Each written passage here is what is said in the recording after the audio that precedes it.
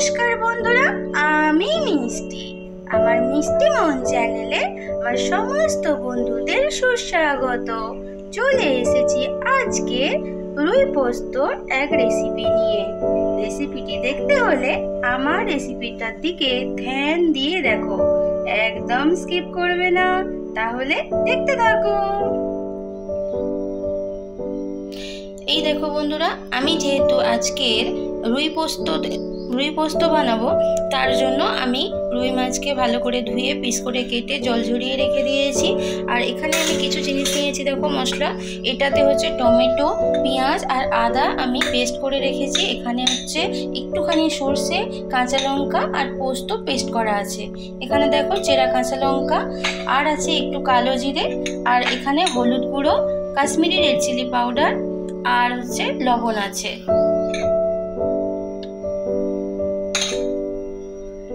ঠিক আছে বন্ধুরা, এবার আমি রান্নাটা শুরু করব, তোমরা দেখতে থাকো।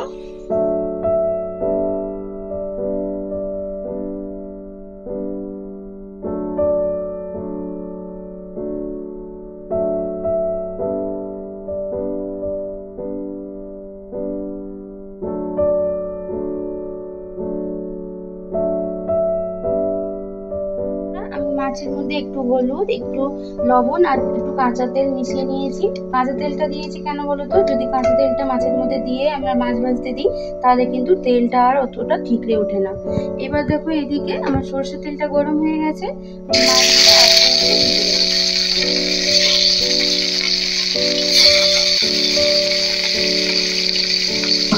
ঠিক আছে, এবার মাছগুলো আমি ধীরে ধীরে ফিরে আসছি বন্ধুরা।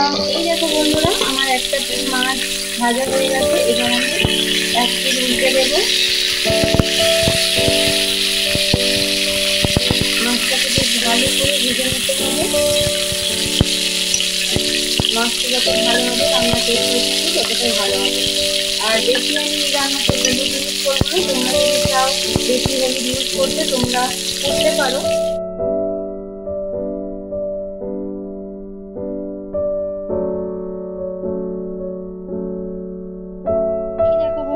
আমার মাছগুলো সুন্দরভাবে ভাজা হয়ে গেছে, আমি তুলে রেখে দিয়েছি।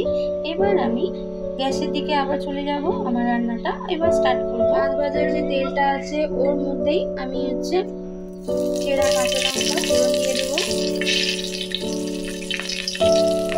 আর আমি দেব কালো জিরে ফোড়ন। এই রেসিপিটাতে, এই পোস্ততে কালো জিরে ফোড়নটা কিন্তু দিলে খুবই ভালো লাগে। একটুখানি আমি এটাকে ভেজে নেবো, একটা সুন্দর ভাজা ভাজা স্মেল আসবে, সেই এটাকে তুলে নিতে হবে। কত সুন্দরভাবে আমার ভাজা ভাজা হয়ে গেছে। গ্যাসের আঁচটাকে আমি এই সময় একটু কমিয়ে দিয়েছি।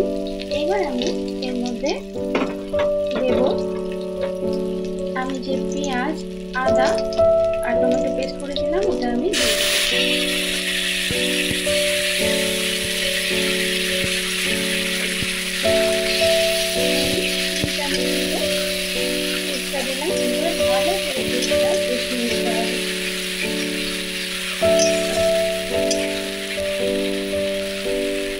এই দেখো বন্ধুরা, আমার সুন্দরভাবে মশলাটা কষানো হচ্ছে।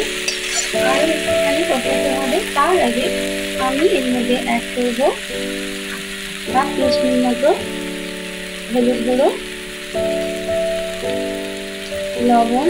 তোমরা চাইলে না ইউজ করতে পারো, কিন্তু আমি একটু হলুদ ইউজ করলাম, কাশ্মীরি রেড চিলি পাউডার। এবার আমি এটাকে ভালো করে কষিয়ে নেবো আবার 2 সেকেন্ড মতো। যদি ভালো করে না কষানো যায়, তাহলে কিন্তু একটা কাঁচা কাঁচা স্মেল আসে, যেটা রান্নাটাকে কিন্তু টেস্টটাকে একদম বাজে করে দেয়। তাই জন্য ভালো করে কষাতে হবে বন্ধুরা। একটুখানি আমি সামান্য জল দিয়ে দিলাম, দিয়ে আর একটুখানি 2 সেকেন্ড মতো আমি ভালো করে কষিয়ে নেব।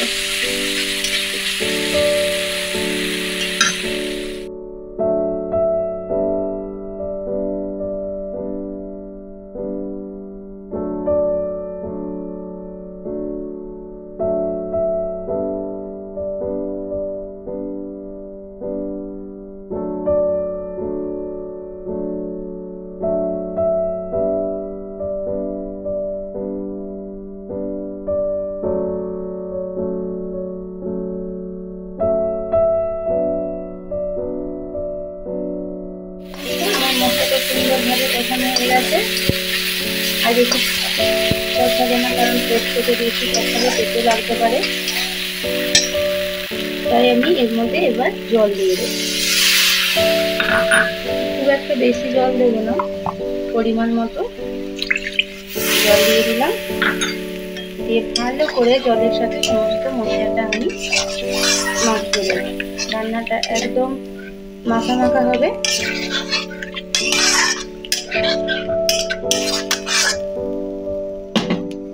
বন্ধুরা, আমার ঝোলটা সুন্দরভাবে ফুটতে শুরু করেছে। এবার আমি মাছগুলো দিয়ে দেবো এর মধ্যে। রান্নাটা আমার অলমোস্ট কমপ্লিট হয়ে এসেছে। এতক্ষণ যারা আমার রান্নাটা পুরোটা দেখছো, আমার সাথে এতক্ষণ আছো, তাদের সবাইকে অসংখ্য ধন্যবাদ। তোমরা এইভাবে আমার পাশে থেকো, তাহলে আমিও তোমাদের হাত ধরে আরো অনেক দূর এগোতে পারবো। যদি আমার এই রেসিপিটা আজকে যদি তোমাদের ভালো লাগে, অবশ্যই একটা লাইক এবং কমেন্ট করো।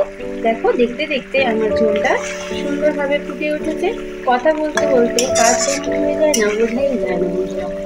আমার এই রান্নাটা খুবই কম ইনগ্রেডিয়েন্টস এবং খুব তাড়াতাড়ি হয়ে যায়। ঠিক আছে, রান্নাটা আমার কমপ্লিট হয়ে এসেছে। তোমরা লাস্ট অবধি দেখতে থাকো। আমার রান্নাটা অলমোস্ট কমপ্লিট। আমি একটা লঙ্কা দিয়ে দেবো আর একটু সামান্য সরষের তেল দিয়ে দেবো। পোস্ত রান্নাতে একটু কাঁচা সরষের তেল দিলে কিন্তু ভালোই লাগে। তোমরা চাইলে কিন্তু হলুদটা কম ইউজ করতে পারো, বা তোমরা কাশ্মীরি রেড চিলি পাউডারটা নাও দিতে পারো। আমি আমার মতো করে বানালাম, তোমরা তোমাদের মতো করে বানিও। ঠিক আছে, আমি রান্নাটা কমপ্লিট হয়ে গেছে, একদম সার্ভ করে নিয়ে ফিরে আসছি। এই দেখো বন্ধুরা, আমার রুই পোস্ত একদম রেডি। আমি সার্ভ করে নিয়েছি। দেখতেও যেমন ভালো হবে, তেমন খেতেও তেমনই হবে। তোমরা চাইলে হলুদ ছাড়া রান্না করতে পারো, বা কাশ্মীরি রেড চিলি পাউডার নাও দিতে পারো, তাহলে কিন্তু সাদা সাদা তরকারিটা হবে। আমি আমার মতো করে তোমাদের বানিয়ে দেখালাম। তোমরা তোমাদের মতো করে করতে পারো, বা আমার মতো করেও করো, দেখবে তোমাদের ভালোই লাগবে। আমার চ্যানেলে যারা পুরনো বন্ধুরা আছো, তারা তো আমাকে সাপোর্ট করছো, আমার ভিডিও দেখো। কিন্তু যারা নতুন আসছো, আমার চ্যানেলকে সাবস্ক্রাইব করে নিয়ে পাশে থেকো, বেল বাটনটা অবশ্যই প্রেস করো। তাহলে বন্ধুরা, আজকের মতো তোমাদের থেকে বিদায় নিলাম। ফিরে আসবো নতুন কোনো এক রেসিপি নিয়ে। ততক্ষণ তোমরা সবাই ভালো থেকো, সব সময় হাসতে থেকো। টাটা।